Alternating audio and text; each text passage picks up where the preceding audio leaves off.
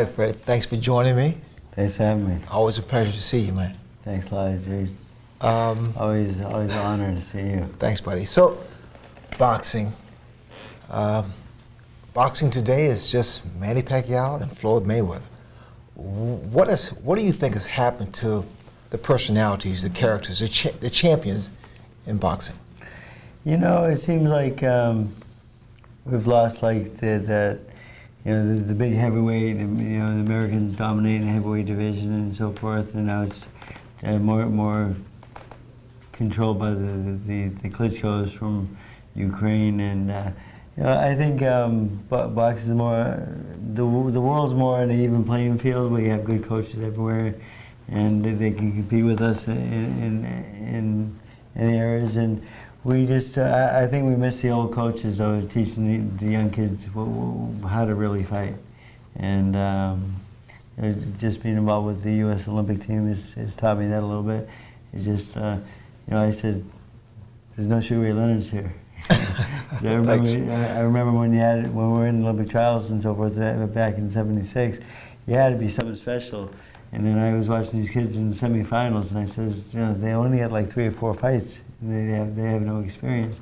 So, just I think our coaches need to be more aware and teach these guys to make them work. So you think that our boxers are not they don't have or possess the experience to kind of give us that team, especially the Olympic team, a chance of winning multiple gold medals? Yeah, we just, you know, and the thing is, the scoring system's changed, and it actually changes the sport, you know, where the kids, they get a lead and they want to protect the lead, and then they just go to the passive defense, and there's no counter-punching off the passive defense. And, you know, in pro boxing, counter-punch is like everything, you know. The thing is, you make a guy miss, you counter perfectly. But, you know, when you use a passive defense, you just have a guard with your hand covering your face, and that prevents the guy from scoring points, but there's no way to score points back off that. So it changes the game of boxing, and I think that's why when our amateurs come out of the amateurs and come into the pro sport, they have to learn a whole new game. And it's just, I wish we would go back to the old style where we fought with pro rules, and it was more conducive to what we're going to do later on in life, instead of just totally changing just the sport and the way people go about it. And I think that's probably why we lost some of our audience also, because it does make for a more boring fight. Because if you got one guy trying to catch up and one guy trying to protect the lead, it's really not that much of a fight, you know? Right. You, I mean, you've been in boxing for a long time. I mean, I remember you way back in the day. They say, well, the fighters don't have the same motivation, they don't have the same desire, heart.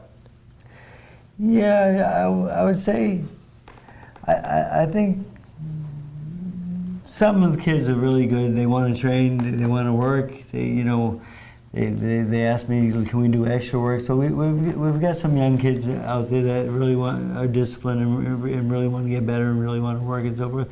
But I think, you know, I think we're losing a lot of the athletes to other sports also, because boxing is such a hard sport. It really is a physical hard sport with wear and tear on you. And, you know, basketball, baseball, and football is like easier sports. So I think we're losing a lot of athletes to those sports, especially the bigger guys with the football and basketball. Really?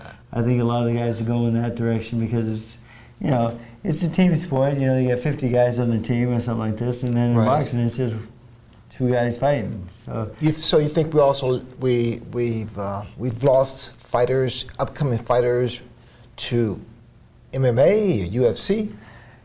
Not so much MMA, UFC, I would say, but to other sports. But MMA and UFC, to me, that's more like a street fight. You know, you get guys that are tough guys in the street and so forth, but that doesn't mean they're good boxers, of course. But in MMA, being a tough guy does help, you know. And, you know, I train MMA fighters. Like GSP is one of my students right now, George St. Pierre. And, you know, he's one of the greatest guys in the world. He wants to learn. He's very disciplined, and he wants to get better. You know, and the thing is, all I can teach him though is hands, because that's really all I know. I don't know the ground game that much.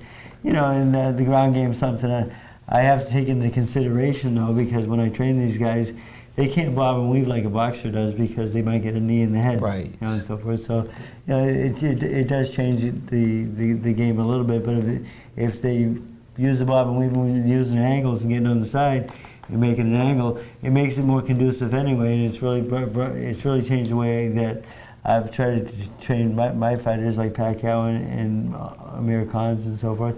Is let's not fight head to head. Let's create an angle and right. Side steps. It's not hard to create that angle, but it puts us in a very good offensive position, and it's a smarter way to fight. So, you know, nothing new though, Ray. I think it's stuff that we've all learned before in our lives, and we just got to get these guys to use those skills.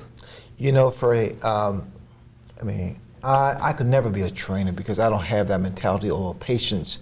I think trainers, I honestly feel that trainers are born because they have that patience and they have that certain quality of not getting too frustrated, of not getting too crazy or angst up. You know, does that happen to you? Yeah, you know, the thing is, I'm very calm with the fighters, and I see some trainers that just, if somebody can't do something, they get very frustrated with it. But not everybody's the same. Not everybody can like, I can show Manny Pacquiao move and he can use it in one. I show him once and he knows the move.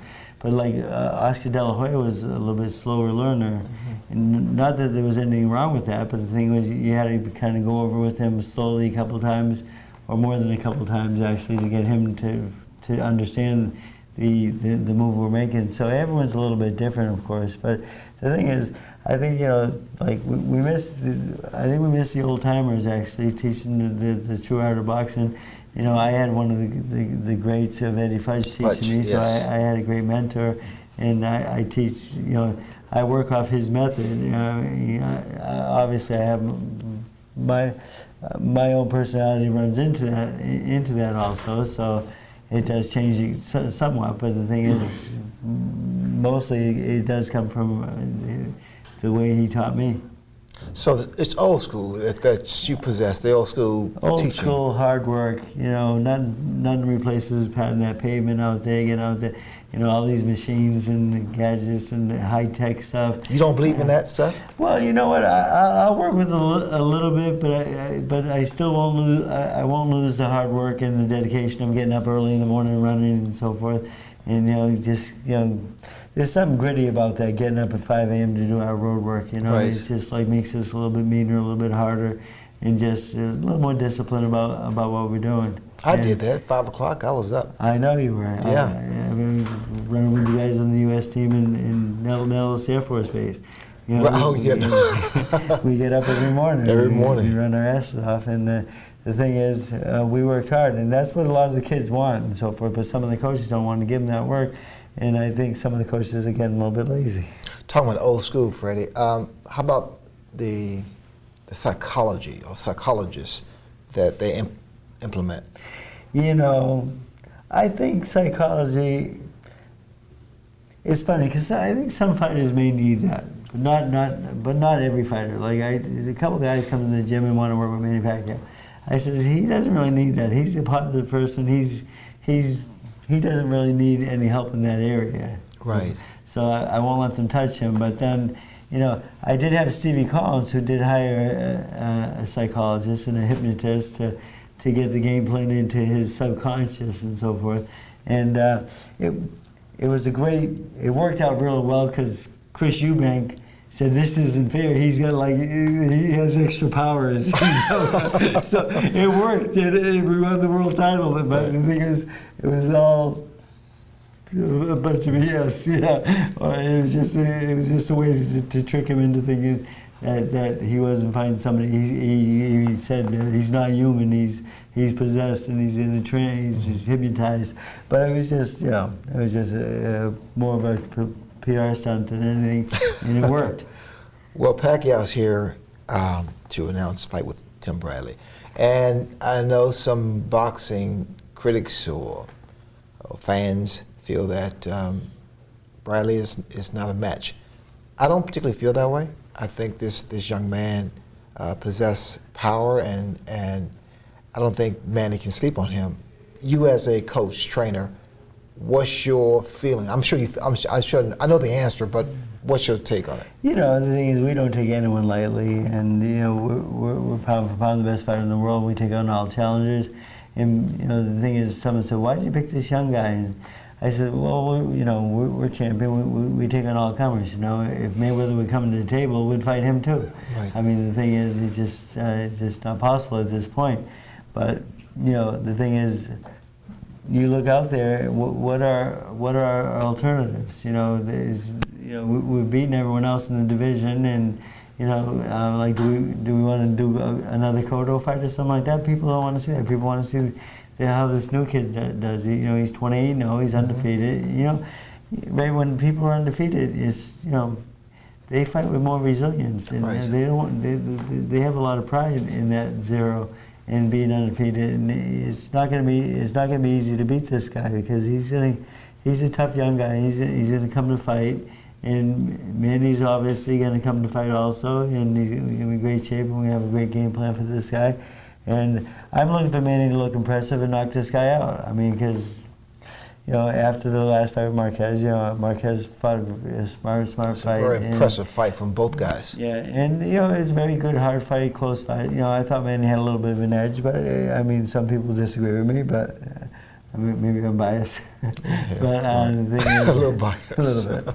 But you know, the thing is, we need a great performance here, and you know, Manny's changed his life somewhat. He's got more into the Bible and God, and he's got a lot of distractions. He's gotten out of his life. You know, the cockfighting and gambling, and having a couple of beers after the fight, and just all good things, and Right. Nothing that can hurt. And I just can't wait to get started in the gym with him. All right, man. Always a pleasure, man. I love you, man. Thank you, Ray. I appreciate it. Take care.